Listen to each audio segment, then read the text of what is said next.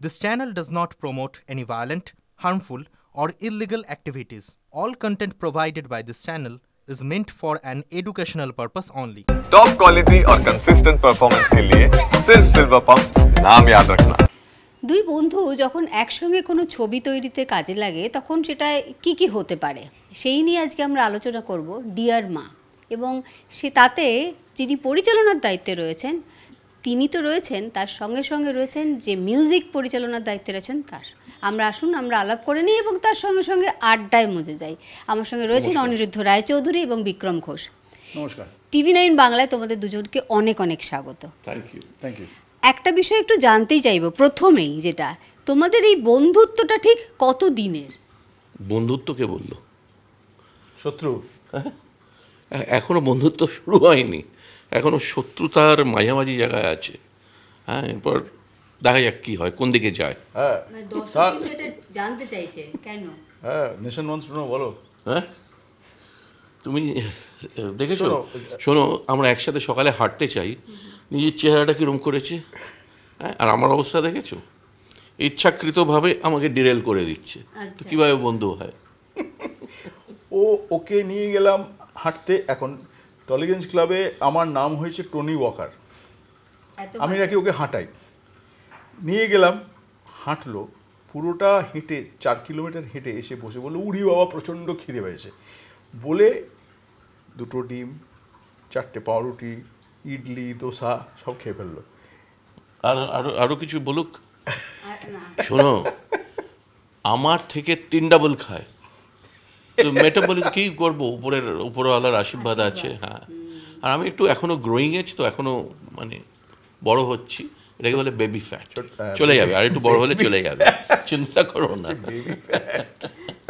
বিক্রম, তো তোমার কাছ থেকে কিছুক্ষণ আগে শুনছিলাম যে তুমি বলছো, আমার প্রশ্ন এটাই ছিল যে তোমাদের দেখে কিন্তু মনে হয় তোমরা খুব ছোটোবেলার বন্ধু, কারণ যেভাবে তোমরা ইন্টারাক্ট করো একে অপরের সঙ্গে, অনেক কিছু জানো, অনেক কিছু শেয়ার করো, কিন্তু এত দিন সময় লাগলো কেন একসঙ্গে সিনেমা করার? এটা একটা মজার ব্যাপার আছে এখানে। টলিগঞ্জ ক্লাবে আমাদের প্রপারলি বন্ধুত্বটা সিমেন্টেড হয়, কিন্তু টনিকে চিনি আমি একদম ছোটোবেলা থেকে, কারণ ও তন্ময়ের বন্ধু ছিল। তন্ময় তো আমার ভাইয়ের মতো, প্লাস আমার বাবার কাছে এত বছর শিখেছে। আমরা তখন হার্ডলি 10 বছর বয়স, তখন থেকে আমাদের বন্ধুত্ব অনেক কমন। হ্যাঁ, আর সেই সুবাদে টনিকে আমি তখন থেকেই চিনি।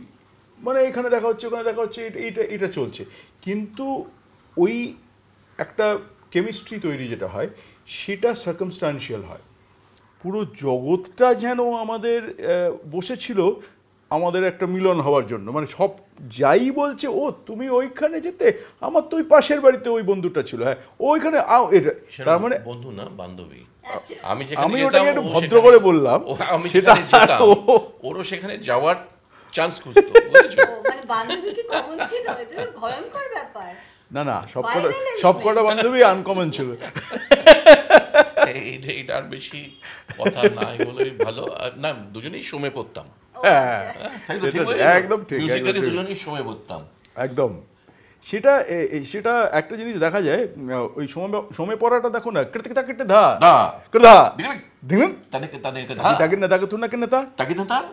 ধীরে ধীরে হাতে কফি রয়েছে এবং দুই বন্ধু আমরা আড্ডায় রয়েছি। এবং যেটা বলছিল যে এই মাত্র একটা বোল আমরা শুনলাম, এই যে দুজনের মধ্যে যে একটা কেমিস্ট্রি, এটা বলছো যে অনেক পরে তৈরি হয়েছে। না, অনেক। আর এটা আমরা একটু মজা করছিলাম। দেখো, ওকে আমি, বিক্রমকে অনেক দিন ধরে চিনি, ও আমাকে চেনে। আমার একটা মনে আছে, ওর মনে নেই। দূরদর্শন একজনের কাছে গিয়েছিলাম, প্রচণ্ড বকুনি খাচ্ছিলাম আমি দূরদর্শনে। আমার মনে পড়ে গেল, ওকে তখন সবাই বুম্বা বলে ডাকতো। হ্যাঁ, ইন্ডাস্ট্রিতে আরেকজন বুম্বা রয়েছে। হ্যাঁ, বলো না। তো বুম্বা সে সময় ঘরে ঢুকে আমাকে দেখলো আমি বকুনি খেলাম, কার কাছে গেলাম বলবো না। পরে ও বেরিয়ে পড়লো, দেখেছো আমাদের প্রডিউসারদের সাথে থাকতে হয়, কি বকুনি দেয়। তবে ভদ্রমহিলা আমার দিদির মতো ছিলেন। হ্যাঁ, এটা কিছু ভুল করেছিলাম, এটা মনে পড়ে গেল। তারপর ওর অনেক প্রোগ্রাম শুনেছি, ওর মধ্যে একটা জিনিস, অনেক খারাপের মধ্যে অল্প কিছু ভালো আছে, সেই ভালোটা বলি। সেটা হচ্ছে ও নানা রকম, ও তো ক্লাসিক্যাল মিউজিশিয়ান, মানে রবিশঙ্কর, আলী আকবর সবার সাথে বাজিয়েছেন। আর তন্ময় আমার একেবারে ছেলেবেলাকার বন্ধু। তো আমি ওদের সব দুষ্টুমি, সব আনন্দের সব মজার, সব মিউজিক্যাল জার্নি, এটা আমি জানি। ও সাংঘাতিক এক্সপেরিমেন্ট করে, ফিল্মের মিউজিক করে। আমাদের বাড়িতে মনে আছে তুমি একজন তোমার বন্ধুকে নিয়ে এসেছিলে, একটা গিটার ফেস্টিভ্যাল হবে, হাওয়াই থেকে সবাই আসছে। তো আমার এই জিনিসটা খুব মজা হয় যে একটা মানুষের শুধু তার কাজ ছাড়াও অন্যান্য মিউজিক্যাল জার্নি, বেড়ানো, অন্যান্য কথা, ফিল্ম দেখা, জামা কাপড় পরা, পাঞ্জাবির কাট, বই পড়া, তো এগুলোকে আমাকে খুব, হাতে খুব সুন্দর সুন্দর ব্যান্ডও পরে। হ্যাঁ, আমি সেদিন পড়ে গিয়ে আমারগুলো ভেঙে গেল। তো এটা আমাকে খুব আকৃষ্ট করে। আমার বন্ধু আছে শান্তনু, খুব ক্লোজ বন্ধু, ও মিউজিক ডিরেক্টর। তো আমি যখন শান্তনুকে বললাম এই কাজটা আমি আর বিক্রম করব, ও তো লাফিয়ে উঠলো, আরে ক্যা বাত, বাংলা হিন্দিও কর, কিন্তু তোদের দুজনের হেভি হবে। ও বিক্রমকে জানে, কিন্তু এই কথাটাও কেন বললো আমি জানি না। চুপচাপ বসে আছি, পাখির আওয়াজ, গাছের পাতা দুলছে, রোদ এলোমেলো খেলছে, একটু অন্য কথা, কেউ কি SMS করেছে দেখলাম, হ্যাঁ, একটু ইন্দ্রাণী জিজ্ঞেস করলো ঠিক কখন আসবে, এই উত্তর দিচ্ছি আমরা, কিন্তু আমাদের মধ্যে কোনো কথোপকথন নেই। তারপর ও জিমে চলে গেল, আমি একটু বাইরে হাঁটতে চলে গেলাম। এখান থেকে কিন্তু একটা মিউজিকের সৃষ্টি হয়। এটা একটা ইংরেজিতে খুব সুন্দর শব্দ আছে, ম্যারিনেট। মানে তুমি ওইটার মধ্যে থাকছো, সেটা কোনো স্পেসিফিক নয়, এজেন্ডা নয়, কিন্তু ওই মাহলটার মধ্যে থাকছো। তো ও আর আমি একসঙ্গে হলে একটা মাহল তৈরি হয়, যেটা একটা মিউজিক্যাল টার্মিনোলজি। অফকোর্স এই মাহলটা কিন্তু গিভস বার্থ টু ক্রিয়েটিভিটি। ও সব ঠিক বললো, মাহল, আমি ওটাকে বলবো মিজাজ। একটাই গন্ডগোলের কথা বললো, আমাদের দুজনের তো বয়স হয়েছে, বয়স ওর হয়েছে, আমার হয়নি। ইচ্ছে করে ওর বয়সে আমাকে নিয়ে যায়। আমি ওকে বিক্রম দা বলতে চেয়েছিলাম, বলছি সবার সামনে বলো না। আর সবার সামনে প্রণামটাও করো না কিন্তু। আরে আচ্ছা, একটা বিষয় একটু জানতে চাইবো যে আমরা বিক্রমদাকে জানি, বিক্রমদা মিউজিক্যালি অনেক বেশি স্ট্রং, কিন্তু বিক্রমদা সিনেমা সম্পর্কে, টনিতে তোমার কি মনে হয়? সিনেমা অনেকগুলো ছবিতে বিক্রমদা মিউজিক করেছে এবং সেগুলো এত দর্শকদের ভালো লেগেছে। তোমার কি মনে হয় সিনেমা মেকিং সম্পর্কে বিক্রমদার কতটুকুনি জ্ঞান রয়েছে? মানে কতটুকুনি তোমার মনে হয় যে একজন মিউজিক্যাল, যিনি মিউজিক করছেন একটা ছবির, তার যে জ্ঞান থাকা দরকার তার থেকে বেশি কতটা রয়েছে? আমার সঙ্গে সবার বন্ধুত্ব হয়, অ্যাক্টর হোক, মিউজিক ডিরেক্টর হোক, প্রডিউসার হোক। আমি খুব কম জিনিস জানি কিংবা জানার চেষ্টা করি, ফিল্মও জানি না। আর ইফ ইউ আস্ক মি, এখনও ওটা সমুদ্র, আমি হাতড়াচ্ছি। কিন্তু সিনেমাটিক্যালি আমার সাথে যদি না মেলে রুচির এবং রাগটা, মানে রাগ কিরম, আমি এটা আমি একটু আমার মতো করে এক্সপ্লেন করার চেষ্টা করি। হোলিস্টিক ওইভাবে দেখে। হ্যাঁ, মানে ধরো আমি দেশরাগ বাজাচ্ছি শরদের তলায় তরফের তার থাকে, তার রাগটাও দেশে বাঁধতে হবে। সারেমা পানিসা, সারেমা উপরেও সারেমা পানিসা, তলাতেও সারেমা, সবগুলো তার ওই সুরে বাঁধতে হবে, নয়তো কিন্তু একটু বেসুরো হয়ে যায়। তো ওই সুরটা না মিললে, দেখো, a film by all of us, a film by Indrani, a film by Jaya, a film by Bikram, a film by Abhik, a film by Argha, a film by me, directed by me. হয়তো রাগটা আমি ভেবেছিলাম যে এটা দেশরাগে হবে। এবার এইটার কিন্তু একটা কমন ফ্যাক্টর আমাদের দরকার, এবং আমি যাদের সাথেই কাজ করি, আদারওয়াইজ আমি ইমোট করতে পারি না। বিক্রমের সেটা অসম্ভব আছে, আমি ওর সামনেই বলছি। ছবি দেখে আপনারা বলবেন, আমি এখন বলবো না। আমি নিজেদের কাজে, মানে ওর কাজটাও আমার কাজ, আমার কাজটা ওর কাজ, এইভাবেই কাজটা হয়েছে। আমি নিজের কাজের প্রশংসা করি না, নিজের কাজের মানে বিক্রমের কাজের। ও ছবিটাকে এলিভেট করে দিয়েছে, আর লুকিয়ে থেকে। এটা একটা বিরাট কঠিন কাজ, যে আমি নিজেকে প্রকাশ করব না, আমি বিক্রম ঘোষ, আমি ঘরেই থাকবো না, কিন্তু আমি এমন একটা কিছু করব, ঘরটা সমৃদ্ধ হবে, ঘরটার একটা উত্তরণ হবে। সেটা ও সাংঘাতিকভাবে করেছে, আর I am so happy and grateful. Happy because he is my friend, and grateful because ও তো পণ্ডিত বিক্রম ঘোষ, আমি আর কি মারি আমার বন্ধু বলে। ও যেই জায়গায় নিয়ে গেছে ছবির মাত্রাটাকে থ্রু মিউজিক্যালি, দেখো আমার গায়ে কাঁটা দিচ্ছে। এখানে কি জানো তো, একটা জিনিস, music in cinema can not be music first, cinema second. Music in cinema is cinema first, music second. এটা ছবির জন্য মিউজিক। তাহলে তোমাকে একটা ব্যান্ডউইথ রাখতে হবে, যেটা তুমি প্রশ্নটা করলে সেটার সঙ্গে একটুখানি কানেক্ট করছি। তোমাকে একটু সাহিত্য পড়তে হবে, তোমার একটু, আমি যেহেতু ইংরেজি সাহিত্য পড়েছি, বাংলা সাহিত্য অত পড়িনি, পড়েছি, কিন্তু MA ইন ইংলিশ করেছি বলে আমার সেন্স অফ স্ক্রিপ্ট আছে বলে আমার মনে হয়। সেই কারণে আমি স্ক্রিপচুয়াল স্টেজ থেকে কিন্তু এই ছবির সঙ্গে যুক্ত, মানে যখন স্ক্রিপ্ট পড়ছে, রিডিং হচ্ছে, তখন থেকে যুক্ত। ফার্স্ট ড্রাফট থেকে, একদম। এইটা হচ্ছে 18th ড্রাফট আর 22nd ড্রাফটে শুটিং হয়েছে, ফার্স্ট ড্রাফট থেকে যুক্ত হয়েছে। আর একটা বললাম না, film by all of us, আমি কখনো নর্মালি লিখি না ফিল্ম বাই টনি, অনিরুদ্ধর ছবি, এটা সবার ছবি। তো ও প্রথম থেকে একদম ইনভলভ ছিল এবং আমাদের যথেষ্ট তর্ক ঝগড়া, দারুণ লেগেছে। আমার মনে হচ্ছে স্ক্রিনটা হয়নি বলে এটা দারুণ আছে। তো এইভাবেই কিন্তু একটা কাজ হয়। এইরকম হয়েছে, টনি বলছে না এটা হয়, মানে মিউজিক না, সিনটা হয়নি বলছে। আমি বলছি না টনি, এটা দারুণ লাগছে। এই এই এই জায়গা তো, মানে I am also entering his cinematic space, that is because of the comfort zone. আর আমিও চাই ওর বেস্ট কাজ হোক। শুধু ও আমার বন্ধু বলে তো চাইবই সেটা, প্লাস ও একটা দারুণ ফিল্ম মেকার। হ্যাঁ, ও আভাগার্ড কাজ করেছে। ওর যে, তুমি ওর যদি ফিল্মোগ্রাফি দেখো, আভাগার্ড কাজ করেছে কিন্তু, মানে ও নজির ভেঙে ভেঙে কাজ করেছে, প্রত্যেকটাতে করেছে সেটা। And I have also been a fan of his films, because আমি যতবার হয়েছে, হ্যাঁ তখন অত বন্ধুত্ব ছিল না, হয়তো ফোন করে বলিনি, কিন্তু দেখা হয়তো বলেছি, কিন্তু I have seen his graph.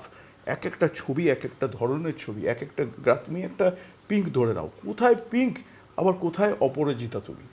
হ্যাঁ, আমার অপরাজিতা তুমি, আমি রিসেন্টলি বিউটিফুল ফিল্ম। হ্যাঁ, ছবির মতো। এবং আজকে হ্যাঁ, আজকের যে সিনেমাটা করেছে ডিয়ার মা, I really feel its is best film. মানে এত ভালো ছবি।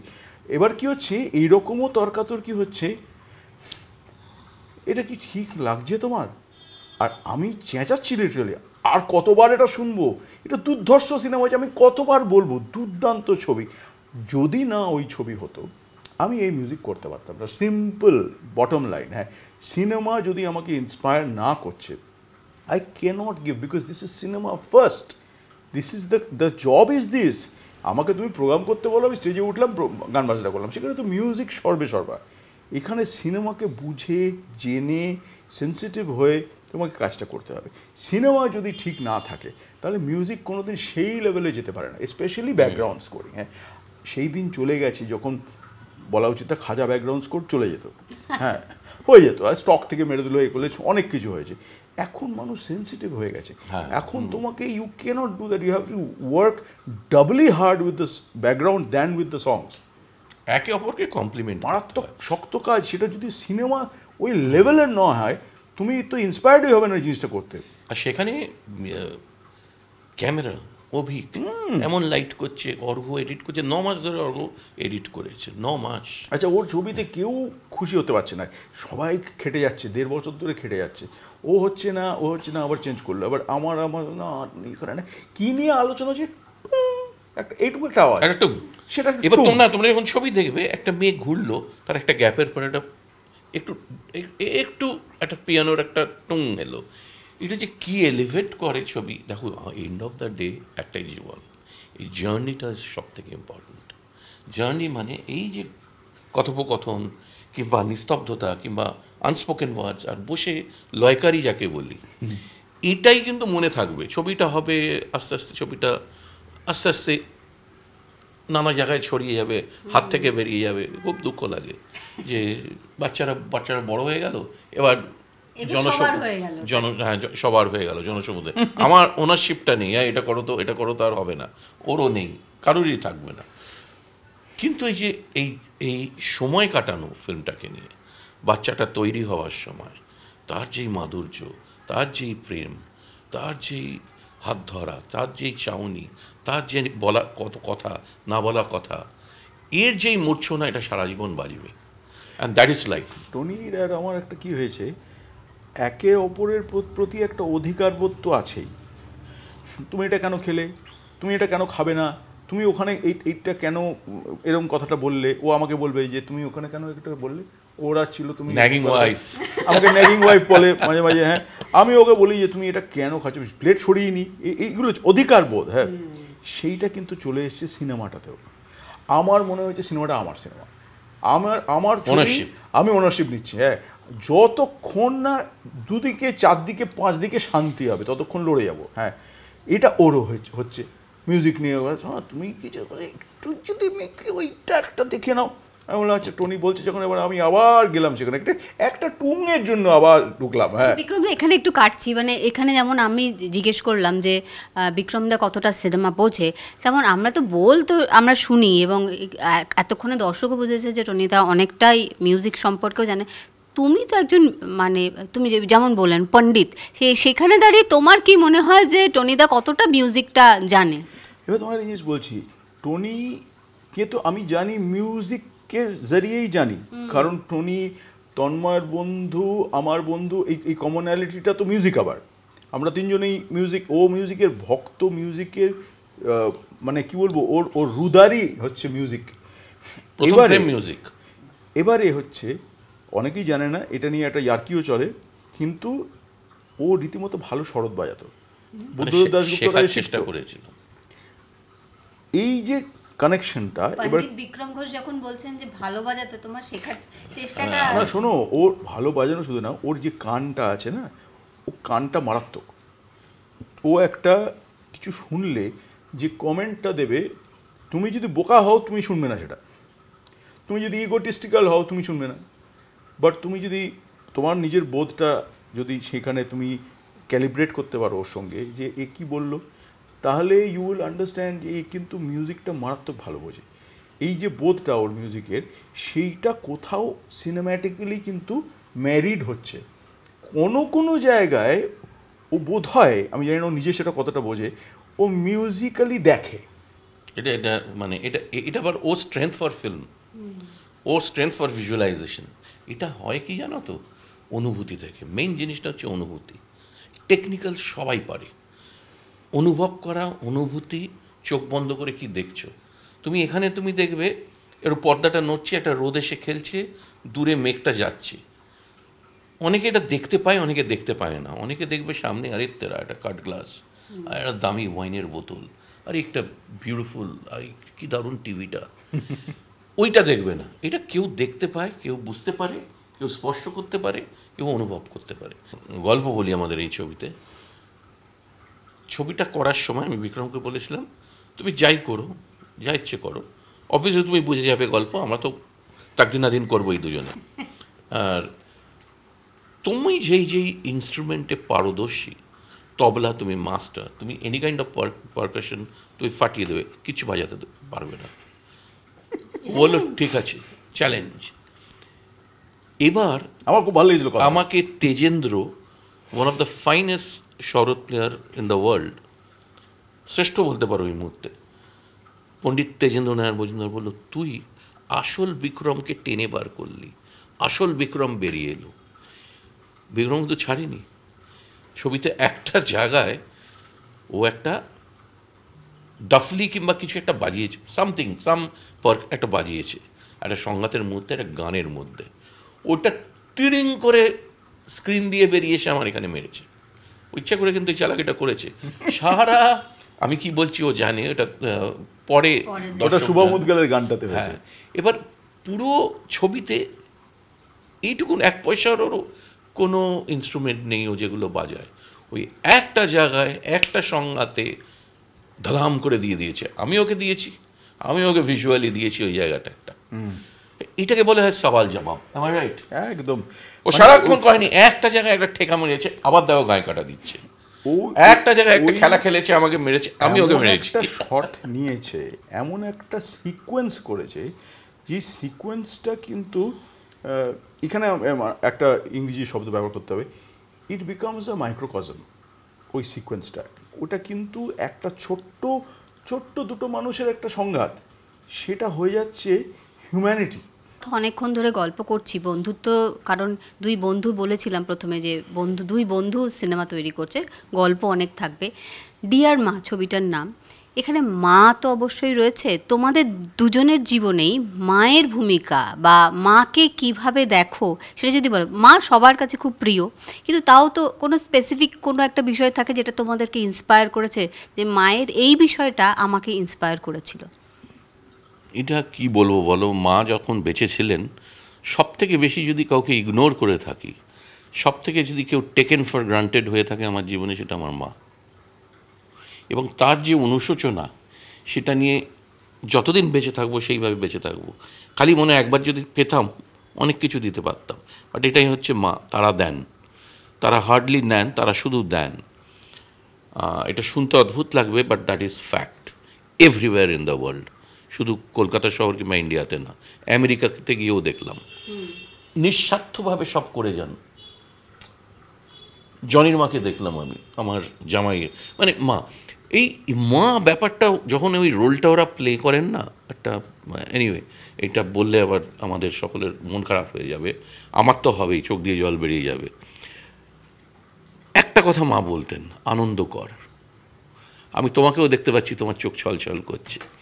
তো দিস ইজ মা, কিছু করার নেই ভাই, কিচ্ছু করতে পারবে না তুমি। আমাদের জীবনে প্রচুর মহিলা আসে, মেয়ে, বউ, এই মা একটা অদ্ভুত শব্দ, এবং প্রত্যেকটা মেয়ে সেই রোলটা প্লে করে। সেই রোলটা যখন প্লে করে, আমরা যদি সেটা অবজ্ঞা করি কিংবা টেকেন ফর গ্রান্টেড হয়ে যায়, এখন যা হয় আমাদের হৃদয়ে, এখন যেটা আমার হচ্ছে, সেটা খুবই কষ্টের। আনন্দেরও সবসময় স্মরণে আছে, তার আশীর্বাদ আছে। মা একটা কথা বলতেন যেটা আমি সবসময় মানি, আনন্দ কর। তুই কী করতেছিস, এত কিছু ভাবিস না, আনন্দ কর, আনন্দ কর। আর শোন, অনুভূতিটাই আসল, পয়সা আসল না, অনুভূতি আসল। তোর অনেক টাকা আছে কিন্তু অনুভূতি নেই, ইউ আর জিরো। আমি ওটা মেনে চলি, আমি ওটা মানে মন দিয়ে মেনে চলি। আর যদি বিক্রমদার কাছে আসি, বিক্রমদার আমরা জানি মা অনেকটা তোমার জীবন জুড়ে রয়েছে। দেখো, একটা হচ্ছে যে অফকোর্স সে তোমায় জন্ম দিয়েছে, তোমার যে আপব্রিঙিংয়ের মেন একটা ফেজ, সেটা আমার ক্ষেত্রে অফকোর্স আমার মাই মেনলি করেছে। বাবা তখন ট্যুর করছে, ঘুরে বেড়াচ্ছে, এ করছে, মা আর আমি একমাত্র সন্তান, সেটা তো আছেই। ইমোশনের জায়গাটাও বললো, আমি একটা খুব ট্যাঞ্জিবল জায়গার কথা বলবো, খুব প্র্যাকটিক্যাল জায়গায়। আমার কম্পোজিশনাল সত্তাটা আমার মার তরফ থেকে এসছে। আমার তবলা বাজানো আমার বাবা, কম্পোজিশনাল জায়গাটা, কেননা মা মনোহর খাঁ সাহেবের কাছে শিখতেন, বড় গোলাম আলী খাঁ সাহেবের ছেলে, উনি অসামান্য শিল্পী। রোজ স্কুল থেকে আমি হেঁটে ওইখানে যেতাম, কারণ মা ওখানে শিখতো। ওই ক্লাসে গিয়ে আমি ঠেকা বাজাতাম, সেখানে সন্ধ্যা মুখার্জি বসে আছে, পণ্ডিত অজয় চক্রবর্তী বসে আছে, গোলাম আলীজি বসে আছেন, এরা সব বসে আছে, ওই রকম লেভেলের খাঁ সাহেব গান গাইছেন, মা সেখানে শিখছে, আমি গিয়ে ঠেকা বাজাতে, আগিয়া আজা বেটা ঠেকা বাজা, বছর পর বছর এই গেছে। এই যে পাটিয়ালা ঘরানার পুরো এটা গান চলছে বাড়িতে, সারাদিন মা রেয়াজ করছে, বাবা বাজাচ্ছে মার সঙ্গে, মা বাবা একসঙ্গে শেখাচ্ছে, আলিগড় কলেজে কনসার্ট করতে যাচ্ছে ইত্যাদিতে, এই পুরো মাহলটা কানে আমার মার জারিয়ে এসছে। কিন্তু মেলোডিটা, এবার এই মেলোডিটা কখন ঢুকে গেল, কখন আমার মধ্যে কম্পোজিশন করার ক্ষমতা এলো, কারণ আমার কোনো ক্রেডেনশিয়াল নেই কিন্তু, হ্যাঁ, আমি না পারি লিখতে মিউজিক, না পারি ওয়েস্টার্ন লিখতে, না পারি ইন্ডিয়ান লিখতে, কিছুই পারি না, হ্যাঁ, কিন্তু আমার মধ্যে কি একটা ঢুকে গেল ওই মাহল জায়গাটা, মিজাজ থেকে, যে আমার কাছে সুর করার ক্ষমতাটা এলো। দ্যাটস এ গিফট, মানে ইট ইজ নট আমি করেছি এইসব বলা একদম বেকার কথাবার্তা, কারণ এটা গিফট, যেটা মানুষ যেটা ভালো করে সেটা তার ইচ্ছেতে হয়, হ্যাঁ, এইটা এলো আমার কাছে, এটা এসছে কিন্তু মার জারিয়ে। মা যদি গায়িকা না হতেন, মা যদি মনোহর খাঁ সাহেবের কাছে না যেতেন, মা যদি সারাদিন রেয়াজ না করতো, তাহলে আমার মধ্যে এই জিনিসটা আসতো না বলেই আমার ধারণা। আমি ভালো পারকাশনিস্ট হতাম, ভালো তবলাবাদক হতাম, কিন্তু এইটা টনির ছবিটা হয়তো আমি করতে পারতাম না মা যদি না থাকতো। সো আমাদের সকলের এক একটা জায়গা আছে মাকে ঘিরে, মাকে, সেটা আমাদের নিজেদের, এভরিবডি হ্যাজ দ্যাট স্টোরি। এটা আমার, ওরটা ওরকম, আমারটা এরকম, তার মধ্যে মান অভিমান 200,000 কিলো সব রয়েছে সবার ক্ষেত্রে। আর কোথাও গিয়ে তাহলে এই যে ছবি ডিয়ার মা, সেখানেও তোমাদের দুজনেরই মার প্রতি যে এই যে বললে যে মান অভিমানের সম্পর্ক তো মায়ের সঙ্গে সন্তানের থাকে, এবং তার যে প্রভাব সবটাই এই ডিয়ার মাতে কোথাও না কোথাও গিয়ে কোনো না কোনো ক্ষেত্রে ছোট ছোট জায়গায় আমরা দেখতে পাবো। ছবিটা দেখো, এটার উত্তর আমি বিক্রম পুরোপুরি ছবিটা দেখো, ছবিটা দেখে তুমি পুরোপুরি পাবে। আমাদের জীবনে তোমার nuances, জীবনের গল্প, আমার জীবনের গল্প, দারুণ সবার গল্প, nuances, আমাদের সবার গল্প, অপূর্ব সব নুয়ান্সেস রয়েছে এবং ইনসিকিউরিটি যেগুলো সেগুলো এত সুন্দরভাবে এসছে। ইটস রিয়েলি, ওই জন্য দেখো বলছে এত ভালো মিউজিক হয়েছে, বাট এটা যদি আমাকে যদি ওই জায়গাটা না দেওয়া হয় আমি কিন্তু ওই বিরিয়ানিটা রাঁধতে পারবো না।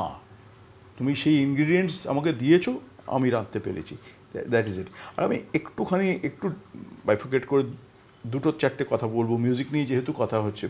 I have to say thank you to two people who worked in my studio relentlessly, এবং টনিকে তারা ভীষণ পছন্দ করে, টনি তাদেরকেও ভীষণ পছন্দ করে। কুণাল দাস যে আমাদের প্রোগ্রামিং করেছে, এত ভালো কাজ করেছে, এবং সুমন দে যে আমাদের রেকর্ডিং করেছে, কিন্তু ও ভীষণ মিউজিক্যাল ছেলে। দুজনে মিলে টনির ছবিটাকে ওরাও ওনারশিপ নিয়ে নিয়েছিল। মানে খিলখিল করে হাসতে হাসতে কাজ হয়েছে। আমি তো এসে কাজ নষ্ট করি না। তন্ময় নাম দিয়েছে আমার কর্মনাশা। আমি কাজটা নষ্ট করি, ওরাই নষ্ট হওয়ার মাঝখানে হুজ্জুতি করতে করতে যে কী ব্যাটারা করলো, দারুণ। মানে আই রিয়েলি এনজয়েড। দেখো এটা তো দর্শকের উপর, ছবি কীরম লাগবে, কতটা চলবে, ভালো লাগবে কিনা, প্রসেসটা আমি মিস করব। আর অসামান্য গান করেছে পাপন, অসামান্য গান করেছে 7 বছর বয়সে তিন্নি, উফ, আনবিলিভেবল। সে ওর গলাটা শুরু হলে যে শুনছে তার চোখে জল বা গায়ে কাঁটা। আমার তো মানে ফোন ভর্তি হয়ে গেছে, ওর কাছেও সব ফিডব্যাক যাচ্ছে, এটা এই কোথা থেকে এলো? এও ভগবান দিয়ে পাঠিয়েছে, আমাদের কাছেও দিয়ে পাঠিয়েছে, ভগবান তাকে দিয়ে পাঠিয়েছে। ও মেয়েটার যা ট্যালেন্ট, আমার বন্ধু শান্তনু ভট্টাচার্য, তার মেয়ে মিত্রা, ওরা এনেছে আমার কাছে। আমি বলেছিলাম একটা বাচ্চা চাই, 3-4টে বাচ্চার মধ্যে একে মনে হলো অন্য লেভেল।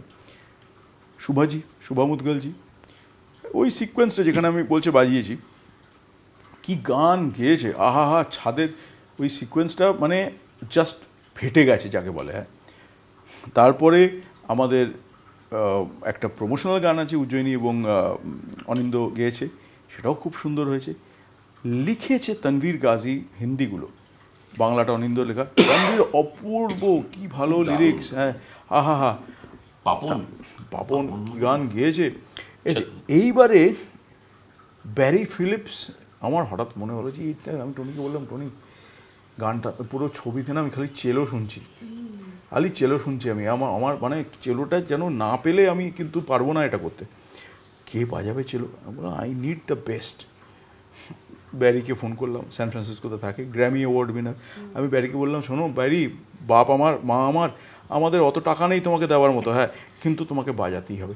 সারাটা ছবি জুড়ে বাজিয়েছে, এবং ব্যাকগ্রাউন্ডে কুণাল স্ট্রিং সেকশনস করেছে, কি অপূর্ব লাগছে শুনতে।